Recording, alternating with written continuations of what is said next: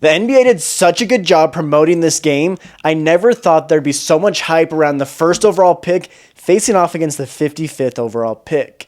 Obviously, when it's the first overall pick, their first game is always super hyped up. And then the only reason the 55th pick was hyped up was because of his last name, LeBron James Jr., Bronny was playing. But the way the NBA did it, it made it so the fans were invested in a game that really didn't matter, which is great for business. And at first, it really seemed like it was going to work out and it was actually going to be this really big matchup. But, the game first started off and Bronny came out and scored the first 5 points. He hit a three-pointer and then he hit a two. And it looked like it might be a really good game for Bronny. And then later down in the first quarter, with about 4 minutes left in the first quarter, Cooper Flagg came down, got a steal, got a monster dunk, and then hit a shot. But outside of this, there really wasn't a whole lot of hope for, this game to be great, for this matchup that they've been hyping up to be as great as they thought it was. There was a bunch of other players that, weren't big name players that maybe weren't even drafted or were late picks that kind of stole the spotlight in this game. But there was a couple moments that have really got people talking about this game, even though it really wasn't that great of a game to watch. This game was the most expensive Summer League game in NBA history. The lowest tickets were $85 a ticket, and courtside tickets were, I think it was $2,600 to go watch a Summer League game, which is crazy. I went to the Utah Summer League a couple days ago, and I got, lower bowl tickets, like 12th row, 10th row tickets, and I paid $25 for the game. So it's kind of crazy. I couldn't imagine paying $85 to sit in the top section, the top row of an NBA stadium, which is a pretty far view, and sometimes you're mostly just watching the Jumbotron at that point. But in this game, there was a moment, and this is the moment most people have been talking about in this game. It was when Cooper Flagg and Bronny matched up. They were on the left wing. Cooper caught it and was posting up and was trying to back down Bronny, and he was having a hard time backing down Bronny. And a lot of people were, they were kind of making fun of Cooper Flagg in this moment. Cooper was backing him down and Bronny was pushing back. Ended up getting called for a foul as he reached around the body. And Bronny did do a good job about walling up and was being straight up, but he was getting really handsy, reaching in. And I feel like that was the main reason why Cooper Flagg couldn't back him down. But there's been a lot of controversy around it. People talking about how, Cooper Flagg isn't strong enough. He's getting locked up by Bronny. And then the very next play, they inbound at same exact spot. Cooper Flagg pulls up right over the top and makes the shot. And people have been talking about, if he can't back down Bronny, he can't back down the 55th overall pick, then is he really going to be that good, or is he really going to have these problems when he's actually guarded by, people his height that are 6'8", 6'10"? And it has me thinking a lot because, people always overreact, especially with these players that are the first overall pick that have these huge expectations. But these same people that are putting these expectations on Cooper Flagg and talking Bronny down, saying, oh, he's only the 55th overall pick, are the same players, are the same people that are hyping it up, this Bronny versus Cooper Flagg, rivalry. So it's kind of like, I think people are just out here talking, trying to get clicks, but I honestly don't think Cooper Flagg needs to bulk up this season. I think that's something you can do next season, and I think most NBA players, their first couple seasons end up bulking up.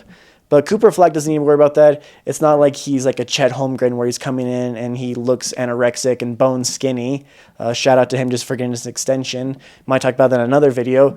But this whole thing about people overreacting is super, super normal for a first overall pick. I remember when Wemby had his first Summer League game. I can't remember exactly how many points or anything he had or exactly what his stats were. But everyone was talking about how he was already going to be the biggest bust, that he was supposed to be a generational player. It feels like it happens with all these big-name players. I remember when Lonzo Ball came in, same thing happened. He didn't really have the greatest first Summer League game, and then he ended up winning the Summer League MVP. Obviously, he's not a superstar now. Injuries have kind of ruined that. But this whole situation, people are overblowing it. But so at halftime, Bronny had 8 points. Cooper Flagg had 10 points. Not bad. They're on pace for 20 and 16. And they proceeded to not make a basket for the rest of the game. Bronny ended up shooting 2 for 8. That's not a whole lot of shots, but he shot 6 in the second half, missed all 6. Only 2 jump shots he made, or field goals he made during this game were those 2 first buckets I was talking about. And Cooper Flagg took 6 shots in the second half as well, missed all 6, but he ended 5 for 21, which is pretty bad. It's about 25% from the field. He went, I think it was 0 for 5 or 0 for 6 from 3. He couldn't really get a whole lot of things to fall, especially not jump shots. But honestly, when you're coming in the first overall pick, these summer league games honestly don't mean anything in the grand scheme. I've seen NBA players that have had great NBA careers, superstar, all NBA, all the awards, whatever, and they did not play well in the summer league, didn't play well their first year in the NBA. And I've seen players come in that have scored 30 points in a summer league game and don't even play in the NBA. Like Bryce Sensabaugh for the Jazz, he scored 37 points in the Utah Summer League, set the record for the most points scored in the Salt Lake Summer League. And does that mean he's going to become a superstar, that he's going to be all NBA? No. He probably not even going to start for the Jazz this year, who's going to have the worst record in the NBA once again. And I can say that as a Jazz fan.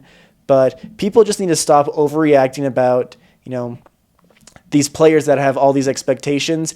You're putting a lot of pressure and expecting way more than you should from a player that's 19 years old, 20 years old, whatever, however old they are. But I think we just need to enjoy the game. We need to watch, I think expectations are good for a player, but also we don't need to put all this pressure on them to be LeBron James when they're 18 years old. There's only one LeBron James. There's only one player that's ever come in and been able to produce like he did right away, such a young age out of high school. And we can't expect these 18, 19-year-old kids to, perform the way that, someone like LeBron James did, or maybe like Luka Doncic. That doesn't mean that Cooper Flagg's not going to have a great NBA career. I think he's got everything he needs. He has all the tools he needs in order to become, a great NBA player, maybe future All-Star, All-NBA, MVP, whatever. He has all the tools. He's about 6'10", 6'8", somewhere in that ballpark. I think he's 6'10". He's not super small. He's got a good frame. He's got a good handle. He seems like he's very smart. He's very smart on the defensive end. We'll see how that translates in the NBA. But even in this game, even though he shot 5 for 21, you could still tell that he was a great player on the court. There's those players that they're on the court, and if they're not scoring, then they bring no value to the team. Cooper Flagg still brought a lot of value to this Mavericks team. And with Kyrie out and then Anthony Davis just having surgery, it's going to give Cooper Flagg at the beginning of the season time to be able to develop, to be able to play these games and not have to worry about, competing for a championship. And then later along the season, Kyrie will come back, Anthony Davis will come back, and then they can go into, trying to compete. And then the next year, I think they have a really good chance at becoming one of the top teams in the Western Conference, which is hard to say because the Western Conference is so deep. The 8th through 10th seed in the Western Conference would be about the 3rd or 4th seed in the Eastern Conference, which is crazy to say, and it's always been that way, but it's even more extreme right now in the NBA. But it's going to be fun to see. There's a lot of young teams on the rise, especially in Texas for some reason. Every single team in Texas right now has a really good young player in their team or young core, along with some great veterans to go along with them. And it's going to be interesting. It's going to be interesting to see who the best team in Texas is 2 years from now, with the Rockets getting Kevin Durant and the Spurs having Wemby and getting Fox last year, and then somehow getting the 2nd overall pick and maybe drafting, the perfect co-star to go with Wemby. But, the NBA is in a good place. The Western Conference is crazy. We're going to have a really, really good showdown in the future, an old Western Texas showdown in Texas over the next couple of years, which would be really fun to watch. But yeah, I'm excited to watch more Summer League basketball. I hope you guys have been watching or following along with your favorite teams, highlights or whatever. But yeah, appreciate you guys watching. And yeah, the NBA did a great job promoting these games, and I hope they do more things like this. And hopefully next time they're not as big of flukes as they were for this one.